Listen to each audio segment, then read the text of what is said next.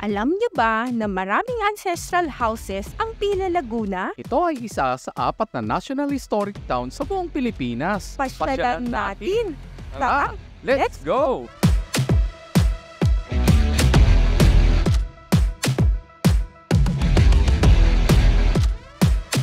Good day mga ka-bike date! From Carmona, dadaan tayo ng National Road papuntang Pila.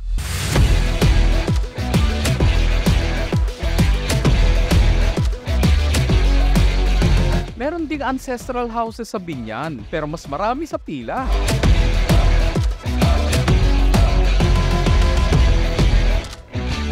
Mapapasabak na naman tayo sa stressful na daan.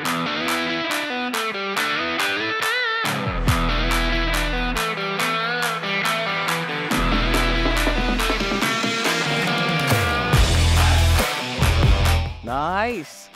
Nagawa na rin yung tulay.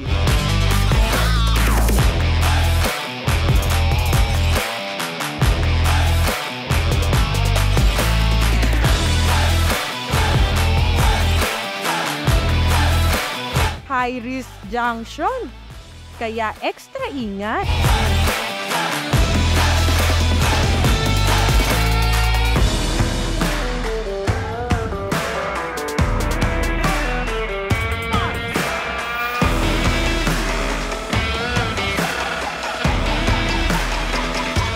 Perspective ng bagong boundary arch ng Los Baños.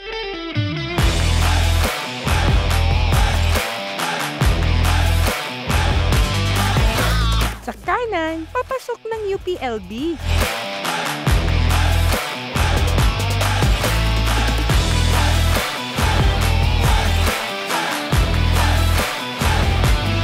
Road sa kanan, papuntang Kalawan. Puro halamanan dito. Some part of the stretch of the road ay sakop ng Bae and Kalawan. Victoria ay duck racing capital of the Philippines. Maraming karne ng itik at balut dito.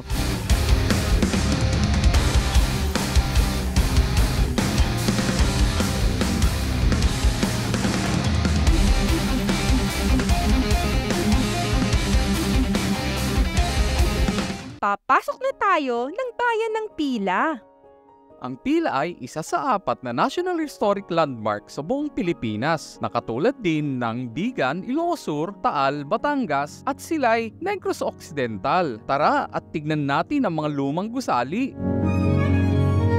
Liceo de Pila ang dating kumbento ng simbahan bago pa naging eskwelahan. Ito ang National Shrine of San Antonio de Padua. Since 1581 ito nagawa pero nilipat ito sa present location noong 1816 dahil sa baha. Sa harap nakadisplay yung bell na ginawa noong 1681. Under renovation ng museum na dating Spanish-style school. Ang ancestral house kasi ay lumang bahay ng pamilya na at least 4 na generation ang tumira. Lumang structure din ng munisipyo, built in 1931, nangaharap sa plaza at simbahan.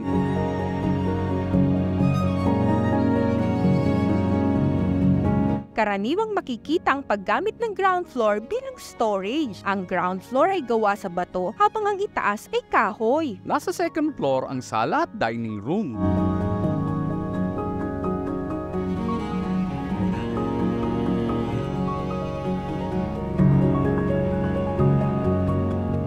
Ito yung bahay nila Maya at Cute de la Rosa ng hit TV show na Careful with My Heart.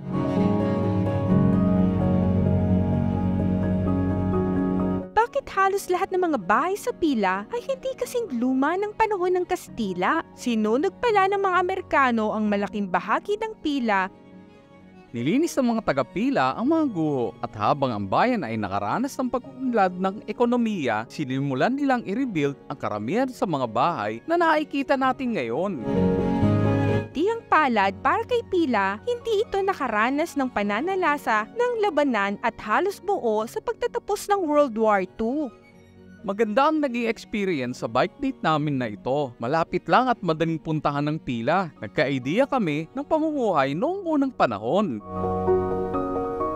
Most of the ancestral houses ay tinitirhan pa rin ng may-ari. Yung iba halos mag-iba na. Yung iba na repurpose for commercial space pero nawala ang charm. We wish na ma-restore or ma-renovate ang mga bahay at magkaroon ng house tour. Sana mapangalagaan for the next generations to experience.